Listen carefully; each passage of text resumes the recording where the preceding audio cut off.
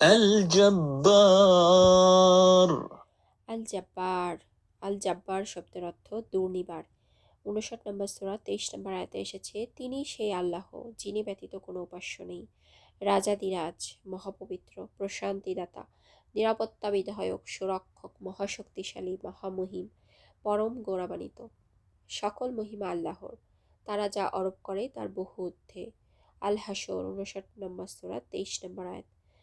পবিত্র কোরআনের 59 নম্বর সূরা আল হাসরে আল্লাহর অন্যতম গুণবাচক নাম আল জব্বার শব্দটি পাওয়া যায়।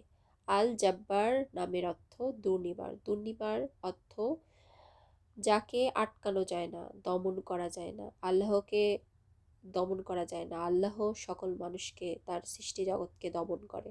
তাই আল্লাহকে বলা হচ্ছে আল জাব্বার বা দুর্নিবার। আল্লাহর এই গুণবাচক নামে যদি আল্লাহকে জিকির করা হয় প্রতিদিন, আমরা যদি জিকির করি, তাহলে আল্লাহর প্রতি আমাদের ভালোবাসা বৃদ্ধি পাবে এবং আমাদের মন প্রশান্ত লাভ করবে।